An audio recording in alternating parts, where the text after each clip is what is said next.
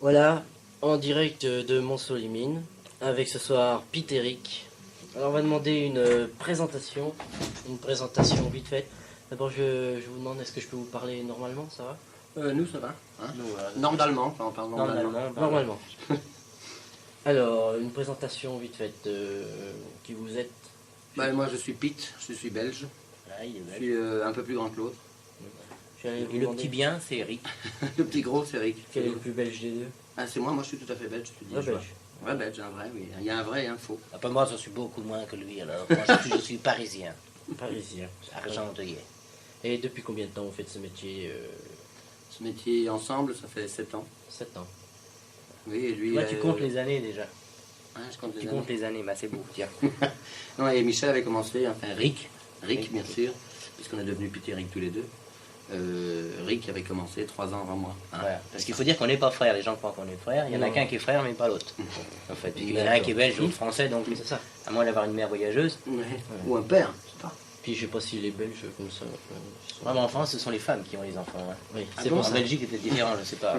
Et vous aviez commencé dans le même style, non? Nous, on avait commencé justement en histoire belge. Ah oui, vous étiez sur Europe 1, je crois, non? Oui, on C'était à a ce fait une moment-là. émission qui s'appelait La vie est belge. La vie est belge, oui, je me rappelle. Oui, je suis jeune, mais je me rappelle quand même. Alors, c'est dur de travailler comme ça, en changeant le langage. On se demande franchement, moi j'ai vu tout le spectacle, c'est du par cœur ou c'est vraiment... Ah non, c'est écrit. Oui, oui, Bon, d'accord. quelquefois on utilise un petit mot comme ça Oui. à droite à gauche, mais tout est écrit. Parce Et- qu'il faut qu'on ait des enchaînements parlés pour pouvoir changer de costume à chaque chanson. Et l'idée vous est venue comme ça? Comment ça vous est venu de parler ce langage? C'est propre à Et vous. oui, forcément, mais c'est maintenant- surtout c'est Rick qui avait commencé tout seul. Et la première fois que je l'ai vu, il faisait déjà un sketch qui s'appelait Le Crotte-Crâne Nanar, en sketch. Ça ne voulait d'ailleurs strictement rien dire du tout, mais ça faisait hurler de rire tout le monde. Et quand on a commencé à travailler ensemble, moi, je lui ai dit, c'est vraiment le truc qui me faisait le plus rire chez toi. Ce truc, il faut absolument le garder. Et puis après, il y a eu le Crotte-Crâne Nanar qui faisait tout seul. Et puis on a fait La Cicrane et la Fourmi en sketch, donc qui n'était pas encore une chanson. Puis il y a un autre qui s'appelle Cosson, un troisième larron, qui nous a dit il faudrait mettre de la musique dessus, ce serait marrant.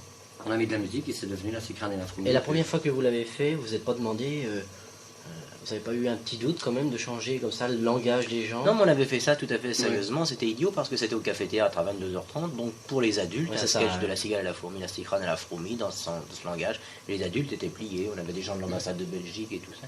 Les gens avaient commencé à trouver ça très drôle. Et finalement, en faisant un disque, c'est les enfants qui ont choisi le disque, qui ont choisi la chanson. Ils ont dit à leurs parents, qui ne connaissaient pas le Pitéric au café-théâtre, ils leur ont dit ça c'est drôle. Et les parents ont acheté et ont trouvé par la suite que c'était marrant. Donc- Parce que dans le texte, on s'aperçoit qu'on a beaucoup de choses adultes. Donc vous faites partie de cette génération qui a commencé par le café-théâtre. Absolument. C'est ça. Il était à la Belgique une fois, on a fait 1200 représentations au Blanc-Manteau et au Théâtre Edgar. Ah, d'accord. Et vous aviez commencé avec d'autres acteurs qu'on voit en ce moment, non? Ou vous aviez Non. commencé... On était là tous les deux. Parce tous que les deux. par exemple, je vous donne l'exemple de Coluche où il y en a plusieurs qui étaient avec lui. et Café de la Gare, oui. Ouais, c'est ça. Alors je vous demandais si Non, nous on a toujours travaillé, enfin depuis qu'on a travaillé au Café Théâtre, on a commencé un ou deux au Café Théâtre. les grands déclics c'est avec Colaro. Oui, absolument. Et Ça, Colaro Show. Oui, on vous ça- a vu d'ailleurs hier soir Coco Boy. Oui, nous on s'est Ça, pas vu parce ouais. que. Ouais, c'est ça. Et c'est pas dur de travailler avec Colaro? Non. Non, ça va. Non, ça va très Non, bien. c'est-à-dire c'est toute une équipe. C'est une équipe, il n'y a pas que Golaro. Oui, c'est ça, Il y a- ouais. il y a Montagnier, il y a Jean il y a Roucas. Bruno, il y a Jean Roucas. Il y a- Et vous avez intégré bien dans cette équipe parce que vous avez quand même votre style. Bon, j'ai vu hier à la télé, vous gardez quand même vos points rouges. Mais c'est-à-dire, oui, à partir du C'est moment bien où on que vous fait- l'ayez remarqué ça. parce que- Oui, c'est très bien. Oui, j'ai marqué, j'ai dit tiens, il a gardé ses points rouges. Mais c'est parce que c'est Monsieur Donc- Bobard. Alors Oui. à partir du moment où c'est Monsieur Bobard, il n'y a pas de raison que je change de personnage, même si on le fait dans une autre émission. Voilà. Je vais vous poser maintenant le questionnaire de Proust. Ah. Alors ça consiste à des questions assez vastes. Alors première question, alors c'est soit l'un soit l'autre qui répond, ou même les deux à la fois. Vous répondez, mais de la façon que vous voulez. Quel est votre rêve de bonheur? La réussite. Alléger en ce moment les impôts. Oui, j'ai bien aimé l'allusion à certains moments. Avec les serpillères, la Oui. serpillière. Oui. Et La quand je suis serpillière. habillé en serpillière Voilà. pour Robin qui boit et Oui, qu'on va oui, tous oui. être habillés comme Oui. ça, mais c'est possible. Oui, oh, c'est bien possible, oui. Quel est le trait principal de votre caractère, de vos caractères? Bah, je crois qu'on ne peut pas être plus simple, la Cicrane et la Fourmi. Exactement. Voilà. On est exactement la Cicrane et vraiment dans la vie une Cicrane. Et la Vraiment. fourmi est vraiment une C'est fourmi. vraiment une Fourmi dans la vie. Alors, quelle qualité préférez-vous chez l'homme? Moi, je sais, personnellement, à sa place, je sais bien ce qu'il va répondre. Il dirait l'honnêteté. Lui, il dirait l'honnêteté. Moi, qu'est-ce que je dirais? Qu'est-ce que tu dirais? qualité chez l'homme. Ouais, il a du mal pour moi. Alors, Parce que moi, lui, je sais que c'est l'honnêteté en général que lui préfère. Non, c'est peut-être pas que je préfère, je la pratique, peut-être je le crois un peu, mais il y a Ouais. peut-être des choses... Oh, il y a l'honnêteté, la franchise, la façon, ce sont quand même les choses principales. Parce que Et sinon, puis la volonté. sinon, on pourrait pas travailler ensemble. et chez la femme, La même moi, je dirais question. La sensualité. Le charme. d'accord. Quel don de la Des fois, nature... ça s'appelle autrement, mais enfin... En radio, on va appeler la sensualité. Oui, et le charme. Non, vous pouvez y aller là, hein, c'est une radio libre. Oui, oui, vous ben, pouvez y aller, justement, hein. alors gardons-nous. Quel don de la nature auriez-vous aimé avoir? Chanter convenablement. Moi, je crois que c'est à peu près le même. Oui. Ah oui, parce que vous n'avez pas l'impression de bien chanter? Non, mais on est des rigolos chantants, alors on essaye de faire le mieux qu'on peut, mais... on est amuseurs, mais de là à chanter Mais on de l'opéra. admire certains chanteurs qui chantent autrement, et probablement même que des chanteurs admirent disons l'humour qu'on a dans nos chansons, parce qu'on les rencontre beaucoup, il y en a qui aiment beaucoup ça, mais enfin, on a toujours ce qu'on n'a pas. Voilà. Qui auriez-vous aimé être? Ah, dure question, dure question. Le technicien rigole. Qui j'aurais aimé être, par exemple? Je ris de vous voir cibler en ce miroir. Je m'excuse. Non, on est fatigué, hein, c'est vrai. Qui on aurait aimé être? C'est difficile à dire. Moi, Pitéric. Non, non, c'est même pas Pitéric, mais il y a tellement de. Enfin, il y a plein de personnages Paul dont j'aurais McCartney. voulu. Paul McCartney. Oui, ou bien, je sais pas, moi ça va de Jean-Sébastien Bach à Frédéric Chopin ou n'importe quoi. Oh, mais tu serais déjà mort, tu vois. Ben voilà. Alors, suivante, quels sont vos héros et vos héroïnes, ou zéro ou héroïnes, comme vous voulez, au cinéma? Alors, allez, Hardy. Et de Funès. Voilà, de Funès. Oui, vous aviez un peu de type hein, quand même. C'est surtout lui qui a le type. Oui. Et dans la vie réelle, vos héros, sans parler du cinéma, du théâtre, des gens de tous les jours qui sont assez connus quand même. Ah, qui serait connu, les gens de tous les jours qui seraient connus. Ah, si, et puis j'aurais bien aimé, par exemple, je suis nul là-dedans, être un pilote de course. Ah ouais, ça Être moi un aussi, Didier ça, Pironi, ouais. ou ça Ah va ouais, être bien, ouais, absolument. Que détestez-vous par-dessus tout?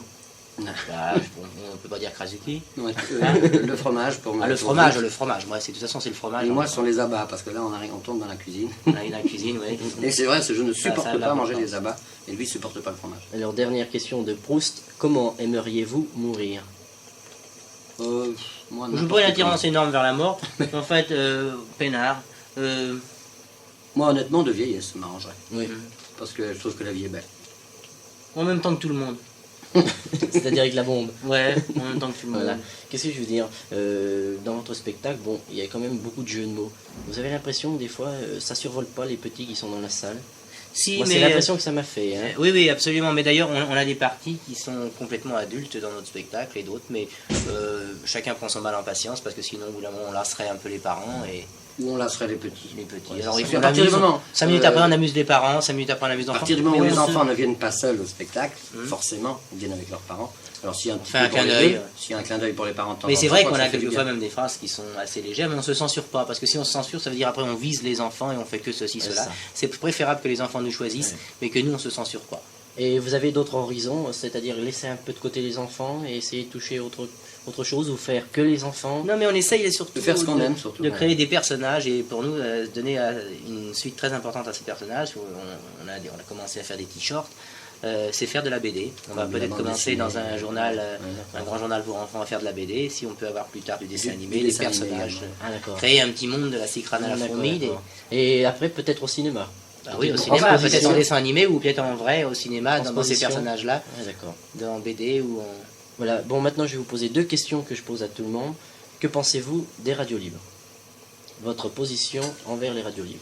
Ah ben, notre On est position, assez méfiant on est méfiant. parce qu'on ne sait jamais où on va On avant. ne sait jamais où on va, mais le problème, c'est, on peut vous le dire tout de suite, il y en a qui sont très très bien, et il y en a par contre où c'est vraiment du, comment est-ce qu'on appelle ça, du Patronage. Du patronage. Enfin, ce n'est même pas du patronage, mais il y en a d'autres où quand on Et sent que il les gens faut sont que- sérieux, vraiment on y va et on y retourne. Et il faut C'est ça. que les radios libres soient surtout, pas seulement spécialisées, mais ouvertes à tout, à tous les horizons, à toutes les politiques, à tout. Être ouvert et garder une distance, une réserve. Voilà, vraiment libre. Libre, mais garder une réserve parce qu'ils s'adressent à des gens et qu'ils ne laissent pas de côté certaines catégories de gens. D'accord. Ils doivent être très très prudents, ils doivent être très... avec les gens qui veulent les écouter, et c'est ceux-là qui marcheront. Alors la question subsidiaire, c'est la dernière. Après les Charlots, Magdan et puis tous les autres, ils m'ont fait tous un jingle. C'est-à-dire un jingle pour mon émission, parce que c'est Charlie sur Charol FM. Alors je vais vous demander, C'est Charol. sur Charolais FM. Charolais FM. C'est une région qui est dans le coin, à 30 km d'ici.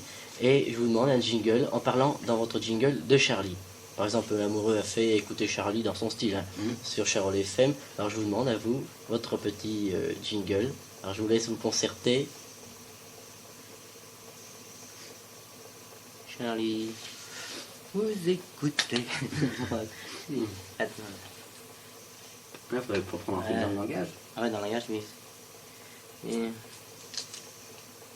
FM. FM. Qu'est-ce qu'on avait trouvé sur FM? FM.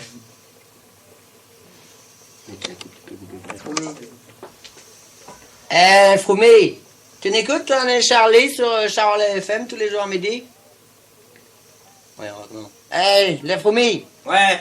Tu n'écoutes toi, Charlie, sur Charolais FM tous les jours à midi pétante? Charolais FM, hein? FM que de m'embêter. Non, c'est pas. Il Refais. Ah oui. Hey, les Froumé. Quoi, Quoi, là, là, ouais, je vais te faire de plus loin. ouais. La fois, je t'ai fait- Hey, les Froumé. Quoi, la cicrane? Tu n'écoutes toi, Charlie, sur Charolais FM tous les jours à midi pétante? Oh non, FM que de m'embêter.